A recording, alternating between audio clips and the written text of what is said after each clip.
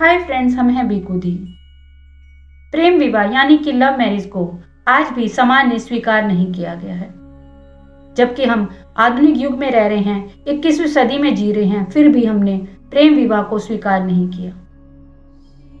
गांव में तो इसको एक गुनाह माना ही जाता है, लेकिन सच मानिए, समाज जो हमारा आधुनिक समाज है, जिसको मॉडर्न सोसाइटी कहते हैं, शहरों की जिंदगी में भी इसको बहुत अच्छी नजर से आज भी स्वीकार नहीं किया गया है। लेकिन क्या आप जानते हैं कि आज से हजारों साल पहले भी प्रेम विवाह भी हुए हैं और सिविल मैरिज भी हुई है। उसे हमने स्वीकार भी किया है। उसे ही नहीं, उनकी होने वाली संतानों के नाम से हमने अपने देश का नाम भी रखा है। तो आज हम आपके सामने सबसे पहले सिविल मैरिज के बारे में बात करेंगे। ऋषि विश्वामित्र घोर तपस्या कर रहे थे। इंद्र को डर लगा कि कहीं ऐसा ना हो कि विश्वामित्र मेरा सिंहासन छीन लें। उन्होंने अपने स्वर्ग की सबसे सुंदर अप्सरा मेनका को धरती पर विश्वामित्र की तपस्या को भंग करने के लिए भेज दिया। महर्षि विश्वामित्र जो थे वो मेनका के रूप जाल में फंस गए और वो अपनी तपस्या को भूल उनके साथ वैवाहिक जीवन व्यतीत करने लगे। समय बीता, मेनका को एक सुंदर पुत्री का रूप में एक संतान मिली। इधर इंद्र को जब पता चला कि अब तो जो महर्षि विश्वामित्र उनकी तपस्या भंग हो चुकी, उन्होंने मेनका को वापस अपने स्वर्ग में बुला लिया। मेनका ने अपनी सारी सच्चाई विश्वामित्र को बताई और उस पुत्री को विश्वामित्र के चरणों में रख दिया। उन्होंने कहा कि मैं ज्यादा समय तक पृथ्वीलोक पर नहीं रह सकती, अब मुझे स्वर्गलोक जाना पड़ेगा और ये पुत्री की जिम्मेवारी आपको संभालनी होगी। विश्वामित्र ने कहा कि आपने मेरे साथ छल किया और मेरी तपस्या को भंग किया। मैं इस ग्रस्त के जीवन में नहीं जीना चाहता, इसलिए मैं इस लड़की का, इस पुत्री का पालन पोषण नहीं करूंगा। मेनका चाहे अप्सरा थी, लेकिन एक पुत्री मोह तो जीवन में जाग ही उठता है। उन्होंने उसे एक सुरक्षित वृक्ष के नीचे एक ऋषि के आश्रम के सामने रख दिया। वो महर्षि कर्णव ऋषि का आश्रम था। कहते हैं कि वहीं पर शकुंतला नाम का एक पक्षी था जो उस छोटी सी बच्ची का ख्याल रखने लगा, इसलिए उस पुत्री का नाम शकुंतला पड़ा। महर्षि कर्णव ने उस पुत्री को उठाया और उसका अपने गोद लेकर अपनी पुत्री की तरह पालन पोषण किया। एक बार की बात है, तब तक शकुंतला जवान हो चुकी थी। ऋषि कर्णव अपने शिष्यों के साथ कहीं भ्रमण के लिए गए। पीछे से राजा दुष्यंत भ्रमण करते हुए, शिकार करते हुए ऋषि कर्णव के आश्रम में ठहरे। वहां पर उनकी जो पुत्री थी, उन्होंने उसका आदर सत्कार किया। शकुंतला बहुत ही सुंदर और बहुत ही ज्यादा गुणों से भरपूर थी,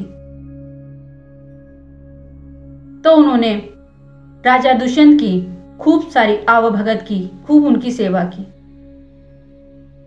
राजा दुष्यंत का दिल शकुंतला पे आ गया।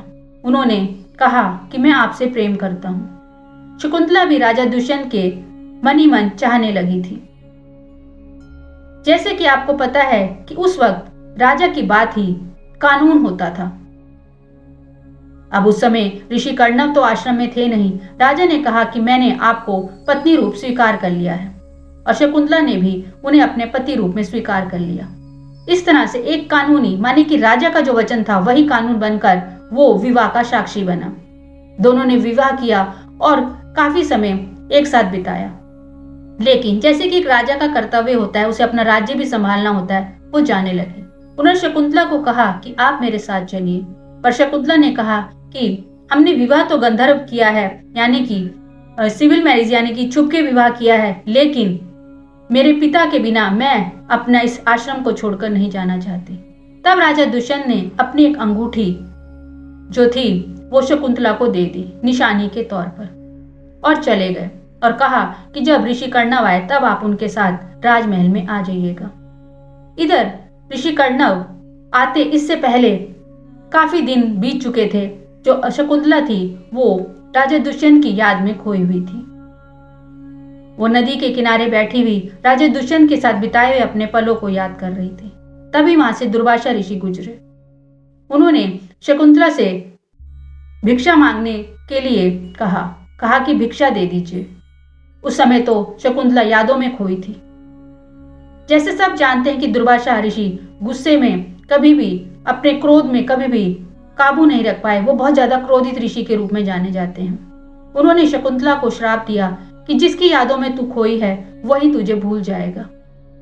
वहां पर खड़ी सखियां जो थी वो ये बात सुन रही थी। उन्होंने महर्षि दुर्वासा के चरण पकड़ लिए और कहा कि ये जो आप श्राप है ये इसे मत दीजिए, कोई इसका उपचार बताइए। उन्होंने कहा कि श्राप तो वापस नहीं होगा, लेकिन हाँ, यदि अगर शकुंतला कोई ऐसी वस्तु राजा के सामने उस जिससे वो प्रेम करती है, जिसकी यादों में खोई, उसको दिखा देगी तो उसकी जो याद है वो वापस आ जाएगी। ऐसा कहकर ऋषि दुर्वासा चले गए। यहाँ पर कर्णव ऋषि वापस आए। शकुंतला ने उन्हें अपनी पूरी कथा सुनाई और ये भी कहा कि अब वो शायद गर्भवती भी हैं। महर्षि कर्णव ने कहा कि अब आपका यहाँ रहने का कोई धर्म नहीं बनता, आपको अपने पति के पास चलना चाहिए। नदी पार जाकर वो उनको राज्य में, क्षमा कीजिए, दुष्यंत के राज्य में उनको छोड़ने के लिए चले गए। रास्ते में नदी पड़ती थी। नदी में जाते हुए जो शकुंतला थी, उसकी जो राजा दुष्यंत ने अंगूठी दी थी वो नदी में गिर गई।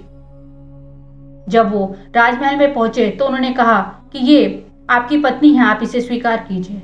लेकिन जैसे कि दुर्वासा ऋषि का श्राप था कि जो आपको जिसे आप याद कर रही हैं वो आपको भूल जाएगा, तो राजा दुष्यंत भूल गए थे।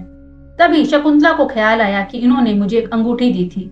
जैसे ही उन्होंने अपनी अंगुली की अंगूठी दिखाने की कोशिश की तो पता चला कि अंगूठी तो थी नहीं। राजा ने उनको कहा कि आप, क्योंकि वो उनकी भी गलती नहीं थी, उनको श्रापवश सब कुछ भूल चुका था, उन्होंने कहा कि आप मेरी पत्नी नहीं और आप शायद कोई माया जाल है जिस कारण आप मुझे अपनी कहना चाहती हैं कि मैं आपका पति हूं। लेकिन ऋषि कर्णव ने कहा कि अब हमारा यहां तक का धर्म था, अब आप गर्भवती भी हैं, अब हम आपको अपने आश्रम में नहीं ले जा सकते हैं। इधर शकुंतला बहुत दुखी हुई क्योंकि राजा दुष्यंत ने उन्हें पत्नी रूप स्वीकार करने से मना कर दिया। वो भटकती हुई एक आश्रम में रहने लगी। वहां पर उन्होंने एक संतान को जन्म दिया जिसका नाम भरत, यानी भारत, जो हमारे देश के नाम से भारतवर्ष, उसके नाम से पड़ा।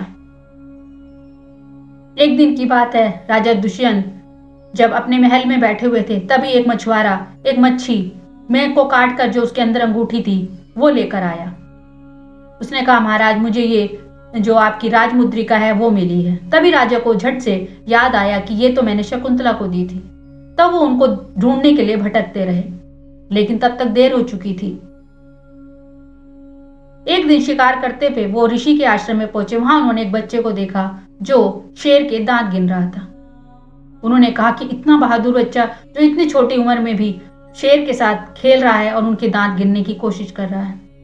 उन्होंने कहा, जरूर ये कोई बहुत बड़ा वीर का पुत्र है जिस कारण ये ऐसा कर पा रहा है। तभी शकुंतला ने अपने पुत्र को आवाज दी, भरत अंदर आओ। तभी दुष्यंत ने उनकी आवाज को पहचाना और जैसे ही शकुंतला ने दुष्यंत को देखा, दोनों के जो पुराने प्रेमी थे, जिनकी जो आज तक बिछड़े हुए थे, एक हो गए।